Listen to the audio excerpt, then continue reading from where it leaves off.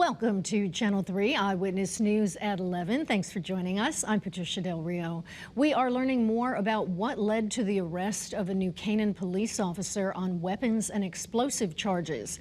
Investigators were called in after a tip from employees of David Rivera's other business. Channel 3 Waterbury Bureau Chief Dennis Valera is digging through the arrest warrant that details what officers found. Dennis, what are you learning? Patricia, David Rivera has been running a dog training business for years in Naugatuck, and part of it is teaching certain dogs how to find explosives. Those explosives raised some red flags with staff.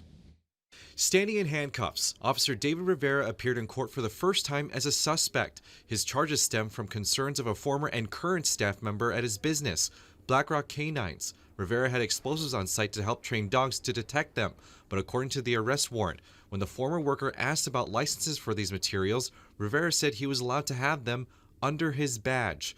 After the workers brought up concerns with how the explosives were stored, the warrant says Rivera moved them to his home.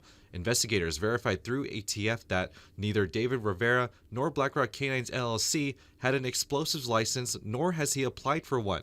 When officers found the explosives, they weren't being stored properly, and some of the explosives had begun to degrade and crystallize, indicating they were extremely unstable.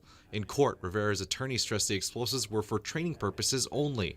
This isn't a suggestion that he's a terrorist storing and has made threats against people or anything of the sort. The allegation here, if it is illegal, and that'll be the question to be determined, it would appear on the surface to be a question of neglect or lack of specific knowledge. Rivera's other charges stem from guns from another former employee. The arrest warrant claims Rivera says he held onto these guns as the person was moving to the state, but he didn't do any paperwork to note the transfer, which is illegal. Rivera should know this as a certified police officer. The guns were found in his basement, and although not loaded, there were bullets nearby.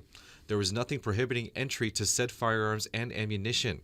Rivera's attorney says Rivera was very cooperative. He advised the police that certain weapons in that house were his, and that certain weapons of his house were someone else's, and he identified who that person was and where items would be located.